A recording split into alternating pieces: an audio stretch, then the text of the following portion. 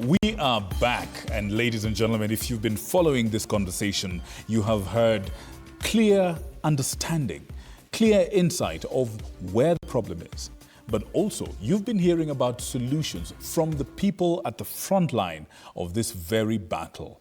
And just before we went on break, we just heard from Walter over here. And I want to shift to this other side of the room, and I want to invite yet another person to speak to us and share with us where they stand or what recommendations they may have. But I want to say, for the people that are watching us on YouTube, keep the comments happening. At the end of this show, I'll be happy to sample your feedback live and direct to the people who are watching us right now. So please keep the messages coming in. Don't be wary. I can see people from all over the country, all over the nation speaking to us and telling us all that they think about the topic tonight. Now, Vincent, I want to come to you, Vincent. What are your own recommendations if you're to sit with the president or the highest power in the land? What would you say, Vincent? Yes, thank you very much for that question. I think most of us have already said what I had in mind, but I'll just pick an idea from Mr. Gashanja when he mentioned that education, we share experience as a former teacher, because I'm a former teacher and I saw the challenges in terms of deaf education. When it comes to capitation or the funding, most of the parents find it hard to afford the school fees. They will pay a little bit, or rather they will pay it late or not pay it at all.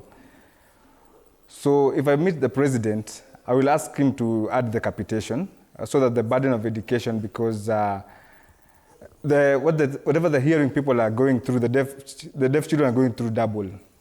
When it comes to accessible devices, they're costly. So I think the capitation needs to be the equivalent of the teacher as well. And also qualified teachers need to be deployed to the schools. Affirmative action is the other thing. My brother Baraza mentioned about the 5% employment, but also we need the affirmative action. For instance, some of the works are there, like the police, the army. If we have affirmative policy that can support the deaf people to access these kind of jobs, it will be fine, so that we can bring this issue of inclusion everywhere. It's not a must for a deaf person to compete with a hearing person. We have deaf people there who find it hard to access the jobs because all the employers are just looking for the hearing person. The education, we have a gap. So when we reach also to the interview part, pia tukuwe na gap pia. If I have gone to a normal school, I did not get enough support when I come to the interview, then you treat me unfairly. No, I think it will be good for the affirmative action, the affirmative policy, to make it inclusive for everyone. We can access all kinds of jobs, whether it's a doctor, nurse, army, police, just to be a little bit lenient for the disability community as well. All right, that's great. Thank you for that. Now, let's come to Ian. Ian, you haven't spoken. Talk to us about what your recommendations would be. Would you please stand? Okay, thank you. Ian from St. Joseph's, and I'm an educator. So I want to talk in the perspective of an educator. As an educator, I've realized that... Ian, yes, please. Okay. As an educator, I've realized that most deaf students, are not performing very well in their written assessments. So my recommendation would be, let the assessment be adapted. Let's adapt the oral kind of assessment. Whatever the State Department of TVET is currently doing through TVET SIDAC, I think should be emulated by the State Department for Basic Education. Let the assessment be adopted so that these students are given an opportunity to express themselves in the best way that they can. Because currently, that's a great challenge. The written form of assessment is not giving them the opportunity to express, to show their potential. The other recommendation that I would give, recently I met a parent and I asked the parent, why don't you communicate to your student, to your child? And he said, you can't teach an old dog new tricks. So my best recommendation would be, let Kenyan Sign Language be taught at the lower levels. When CBC was rolled out, when CBC was rolled out, Kenyan Sign Language was introduced as a national subject, which was a good move. Later on, because of the reforms, I think it somehow vanished.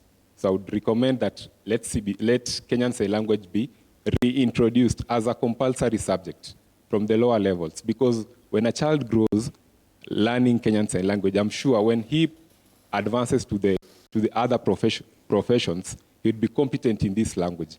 Just the same way we are competent in English and Kiswahili. If this child is exposed to this Kenyan Sign Language at a younger age, by the time they grow, this person is going to be competent in Kenyan Sign Language. The other recommendation is we train students at St. Joseph Technical. We expect them to transit to the job market. One challenge that our deaf trainees are currently facing is that, you see, the previous mode of assessment wasn't favorable to them. Most of them didn't score a good, not a good grade. Most of them scored a lower grade. Maybe you'd find someone scored maybe a D-, a D plain, a D+. When it comes to the job, maybe job adverts, they say KCSE qualification is maybe a diploma. This deaf student wasn't subjected to the right kind of assessment. This deaf student got maybe D+ or got D-. He only qualified maybe for artisan level. And basing on the kind of family that they came through, the family could not maybe support him to advance maybe to the diploma levels. And then here comes a case whereby you put an advert, then you say, persons with disability are highly encouraged to apply. You see, this person already has a barrier. This person got D, maybe D- or D+. Your minimum, your standards are, we need someone who got C+ at high school.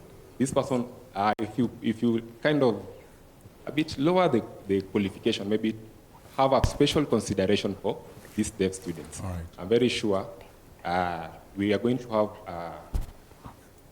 have success stories. All right. Because currently the situation is not good. All right. As it stands. Thank you. All right. Thank you, Ian, for that. Next person to speak will be Cynthia. But before that, let's hear from our brother right at the back. You have a microphone. What are your recommendations? Quick as you can, please, as we wrap up. Okay, thank you for the question. Now, my recommendation will be, after speaking all the solutions we offer, my recommendation there will be to create a team of which will be doing a constant monitoring and evaluation to see how are our recommendations progressing. Because after all, when we view back from high school, we realized that most people feared chemistry, but chemistry was compulsory in most of the schools, especially from Nyanza, where I come from. So if we introduce this subject in school, some people will just be studying it for passing, not knowing the reason why they are studying it. So they will be studying it for passing. Now, if we can track the progress, we can get the feedback from the students when we introduce this subject. I think that one will help. Then another recommendation is that we have political gatherings, we have events. If these events we can introduce an interpreter and invite these deaf people in the hall so that they can get the information, let me say the raw information, not what we come and watch in the TV maybe at times, because maybe the interpreter may experience a problem. But if we can watch it, maybe it is a political rally. These deaf people come and vote. They are part of the country. If they can get the interpreter from directly, then I think that one will help. Thank you. Thank you very much. Cynthia, quickly, please. Thank you, Victor. First of all, I'll speak from the political aspect. Currently, we are having in the legislative houses 2 nominated members representing persons able differently. But how about we have more people able differently representing themselves? Because as Madam Aska said earlier, they all have different needs. So if we could have maybe a person from each category to represent them, it would be better because they know themselves better. And also the next point would be, we have talked about public awareness, but are we remembering the people back in the rural areas or the marginalized communities, the marginalized tribe. I think the Ministry of Health and the government also should create a funding project to go back home and educate the people, because you'll find parents having children at home who are able differently, but they don't know what to do with them. Right. Yeah. All right. Thank you for that. Last but not least, let's speak to David Benedict. You started the conversation with us. David, what are your own recommendations in brief as we conclude? Yes. Yes, thank you. Thank you. What I've really seen, the major challenges that we have. Now, when we talk about hearing aids, there's what my colleague said here, that also, he talked about the hearing aids, and also we need interpreters. But now, we have many deaf children who are not interested. For example, like when I was very young, I was given a hearing aid, but I did not want it. That is a challenge. Now, if I put that aside, now when it comes to education, there's a challenge. For example, if I get to finish my high school level, I get, for example, a D+. And you get other, like the Western countries, get to teach their students on that level. We have the difference in how they are taught and how we are taught. Now, CBC creates things easier. If we teach the children at a younger age the sign language, we might not have these challenges, but we shall have these challenges if we teach sign language at an adult age. You find, like, whenever you want even to say A, B, C, or D, they misunderstand what you're saying. All right. Now, but if we get to control them at the lower level, it's easier to control them on a higher level. Now, there's also a challenge when it comes to interpretation. For example, if we have interpreters present, and the government maybe supports this, and we can see that the government can support a certain amount, let's say 10,000 each, the government can be able to pay that. Now, why not about interpreters? We should have experienced people, even experienced people to teach, not only just interpreters, but also all other sectors, people who understand sign language. Thank you. All right, all right. Thank you, sir. Thank you very much. Now, as we had said earlier, there are some unsung heroes in the studio tonight. I'd like to, I know it's a bit of an ambush, but Simon, our camera operator, would you shine the camera on the three people that are on the other side, if you can? Tight shot. I'll give you a chance to frame them first. Start with the gentleman with, I believe, a purple shirt. We will introduce them, and then they'll just show us one thing that we can all learn, and then just one at a time. I know we're completely out of time, but allow us to do that. Simon, are you ready? Excellent, excellent. So, sir, what is your name, and what is one thing you want to show us tonight that we should learn for the people at home, that they can practice along what she said about 5 signs a day? Teach us one sign today. Hello, good evening to everyone. Thank you for this opportunity. My name is George. I'm a sign language interpreter. I could give you a phrase which is in line with this year's theme of International Week for the Deaf People. And if you can say it together, we say, no human rights without sign language rights. Oh, great. Show us again.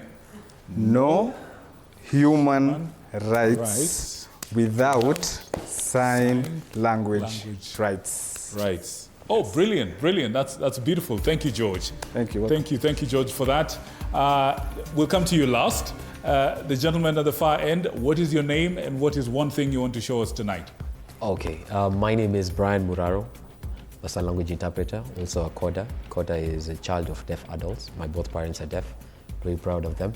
So, say about? Just give us one thing, one sign to learn today. A sign to learn today. Yes. I'll say sign language is sweet and best. And best. Simon, did you get that? All right. To the camera, please. To the camera. Brian, yes, to the camera. Once again. Sign language. Language, yes, sweet. Sweet. And best. And best. Yes. All right. Thank you very much. Last but not least, what is your name and what is one sign you want to show us? Okay, so good evening. My name is Teresia Washira, and I'm a sign language interpreter. And what I can tell the people at home to try and learn today is nothing for us without us. Slow down, all right? Nothing for us without us. Brilliant, brilliant. Thank you so much. Thank you for that. We appreciate you. And of course, the great Catherine Simaloy, who's our resident sign language interpreter. Can I just say thank you to all of you for coming? Thank you for your insights. Thank you for your wisdom. Thank you for your experiences. And thank you for the work that you do for this country. May God bless all of you. Thank you for coming tonight. I want to just quickly appreciate Abigail Sila on YouTube, George Benedict, Obed Avinda, Simo K. Simo K says, my name is Vincent, I'm deaf, I'm watching from Nairobi. Rosaline Karimi says, I'm watching from Kirinyaga and I'm happy to be a sign language student. And Kadziri Id, as a coder, said, I'm proud of the deaf conversation, giving life to Article 7, 3B. Violet Mboya is watching from Nyangoma. I'm happy to see my people, Mary, Walter, Appel, Okoth, Ian, big up guys. Winfrida Kerubo, watching from Nyagesa Special School from Kisii County. She says, bravo to my high school classmate, Madam Martha Mwango. And do you remember her? Excellent, excellent. And second to last, Vivian Talu, big up Andrew, loving the show. And we have Millie Nafuna, amazing, watching from Nairobi. Thank you so much for giving us the chance to inform you this evening. My name is Victor Muyakane. I'm told my sign name is what? Catherine, is it this? Is this, right? Or something like that. Yes. Thank you. And I want to say good night. How do you say good night? How do you say good night? Tap, and then... Whew. Okay, so people... All right. Good night and God bless you. All right. Thank you so much. Asante.